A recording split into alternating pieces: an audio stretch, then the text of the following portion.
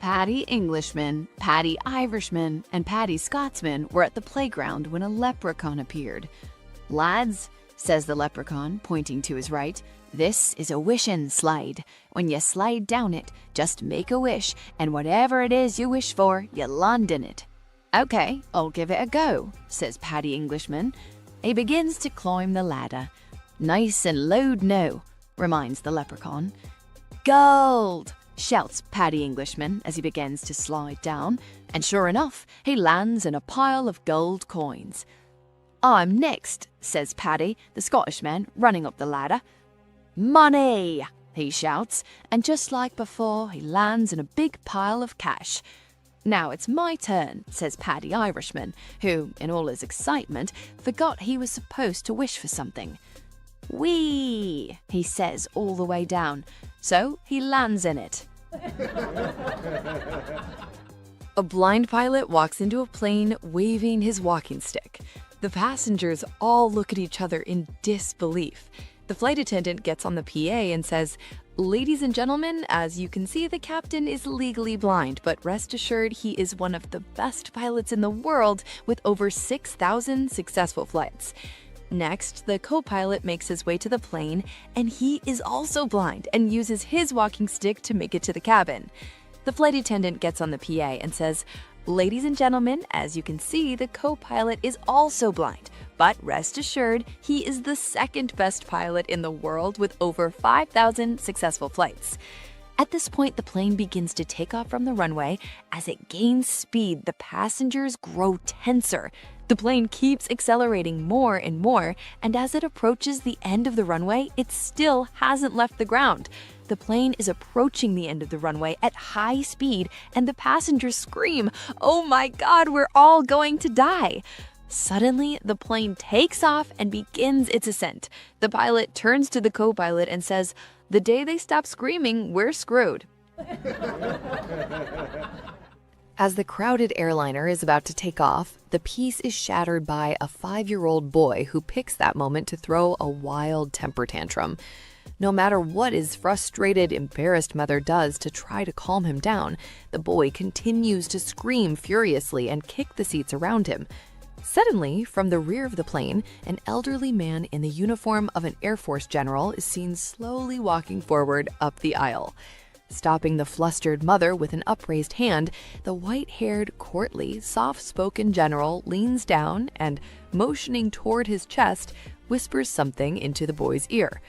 Instantly, the boy calms down, gently takes his mother's hand, and quietly fastens his seatbelt. All the other passengers burst into spontaneous applause. As the general slowly makes his way back to his seat, one of the cabin attendants touches his sleeve. "Excuse me, General," she asks quietly, "but could I ask you what magic words you used on that little boy?" The old man smiles serenely and gently confides, "I showed him my pilot's wings, service stars, and battle ribbons, and explained that they entitle me to throw one passenger out the plane door on any flight I choose." A third-grade teacher had her students ask their parents to tell them a story with a moral for their homework one day. The next day, the kids came back and, one by one, began to tell their stories. But then the teacher realized that only Katie was left. "Katie, do you have a story to share?" "Yes, ma'am. My daddy told me a story about my mom." "Okay, let's hear it," said the teacher. "My mom was a Marine pilot in Iraq, and her plane got hit. She had to bail out over enemy territory, and all she had was a flask of whiskey, a pistol, and a survival knife. She drank the whiskey on the way down so the bottle wouldn't break, and then her parachute landed her right in the middle of 20 enemy fighters. She shot 15 of them with the pistol until she ran out of bullets, killed 4 more with the knife until the blade broke, and then she killed the last one with her bare hands." "Oh my," said the horrified teacher. "What did your daddy tell you was the moral to this story?" "Stay away from mommy when she's drunk." There was once a very successful farmer from Texas who started gaining interest in his ancestry. After doing some digging, he traced his lineage back to a small town in Ireland, and lo and behold, they were a family of farmers. So he packed his bags and took a trip to Ireland to visit the small town to see if he could track down some of his kin. After landing in Dublin and driving an hour outside of the city, he stopped in a pub to grab a drink and start asking around about his family. The Texan sat down, ordered a pint, and started talking to the Irishman sitting at the bar. After explaining his story and the purpose of the trip, the Irishman responded, "You don't say. I've never heard of your family, but I'm a farmer as well. Tell me, what's it like farming in Texas?" "Gladly," the Texan said. "Farming in Texas has been quite lucrative for me. If you started out in the morning and drove west, you could drive all day before you reached the end of my property. And if you started the next day and drove east all day, you wouldn't reach the end of my farmland." "Ah, I know what you mean," said the Irishman. "I've got a tractor like that as well." So old Jed is screwing his goat when a neighbor witnesses this unspeakable act of bestiality. The neighbor calls the cops and Jed is arrested. Jed goes to a lawyer, explains the case, and a lawyer says, "I can defend you for $5,000. "What's the point?" says Jed. "My neighbor witnessed the whole thing. Why should I waste $5,000? They're gonna find me guilty for sure." "Don't you worry none," says the lawyer. "The key to any trial is the jury. And believe me, I know how to pick a jury." So Jed reluctantly agrees.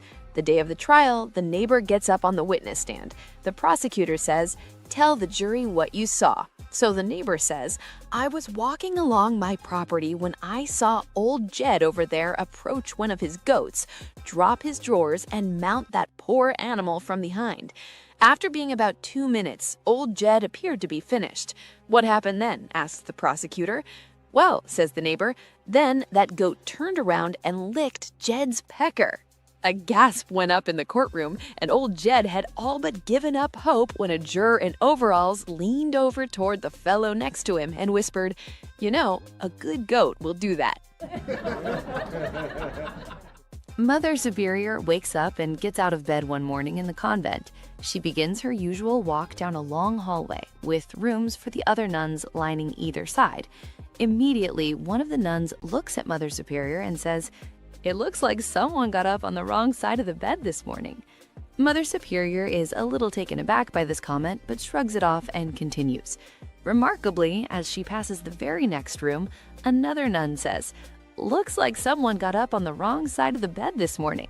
And on down the hallway this continues until she finally reaches her destination, meeting with one of the priests coming to visit for the day.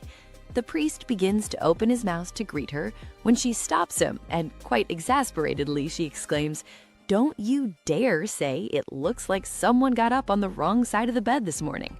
The priest says, "I wasn't going to see that. I was just going to ask why you're wearing the bishop's slippers."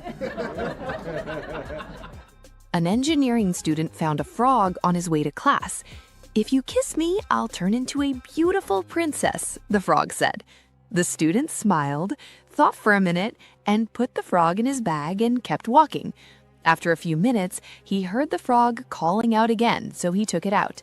"If you kiss me, I'll turn into a beautiful princess and go out on a date with you." The student smiled, put it back in his bag, and kept walking. After a few minutes, he heard the frog calling out again, so he took it out. "If you kiss me, I'll turn into a princess, go out on multiple dates with you, and introduce you to my parents. Who knows what will happen after that?" He smiled and started to put it back in his bag. "Wait, why won't you kiss me?" "Well, I'm incredibly busy with school right now, so I don't have time for a girlfriend. However, a talking